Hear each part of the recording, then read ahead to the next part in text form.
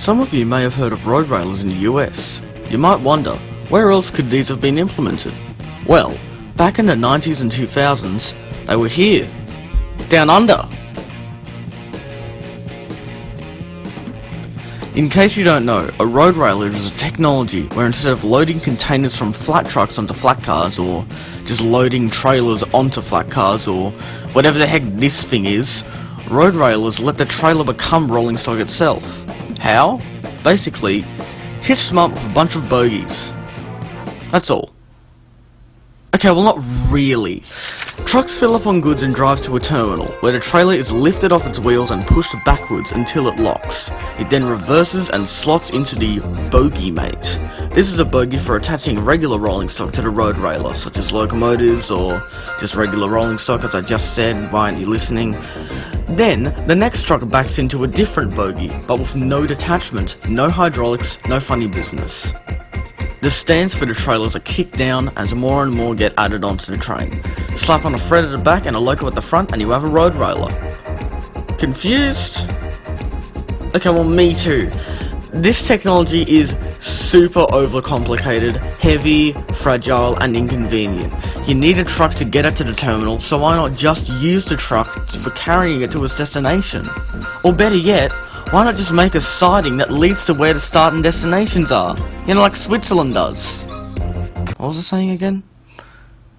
I don't know, MetroManMelbourne, here's the script, mate. It just... In 1990, Australian National, a company that specialised in rail transport Australia-wide, mostly in more outback areas, would commence a RoadRailer trial between Adelaide and Alice Springs, which rather briefly lived, with it lasting from August to December.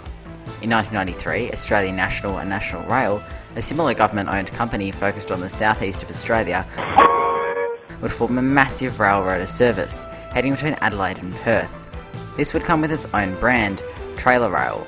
Side note, if you go to the old National Rail website, you can see here in the illustrations they made the text spill over onto the rest of the locomotive. This is official. Anyways, it was quite a rocky start for TraileRail. The service ceased due to contractual difficulties until November 1994. However, from then it would expand all the way to Melbourne in 1995. Freight in these trains consisted of usually high-value items that were fragile. In the 1996-97 fiscal year, TraileRail would transport 2.6 thousand trailers, quite good for a service that was proprietary and only ran about 4 times a week. In 1998, Australian National ceased operating, handing over the whole brand to National Rail. Several of the brand new NR-class locos were repainted into a TraileRail livery to operate the services.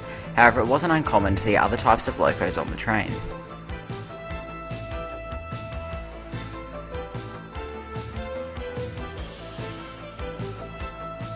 As of 2002, it was apparently extended all the way up to Sydney. And in this year, National Rail ceased operating. Sad. It was absorbed into the new company Pacific National, who would discontinue the service in 2004, opting for a premium container service made up of Chinese-built flat cars. This was much to the agony of many rail fans who had grown attached to TraileRail and fed up with PN's usual shenanigans, such as scrapping everything they have so that competitors can't buy it, or the cessation of their services to Port Botany.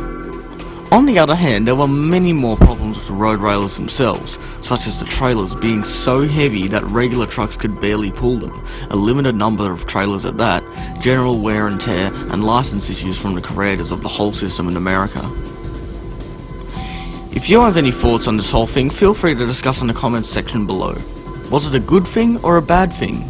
Also, subscribe to MetroManMelbourne.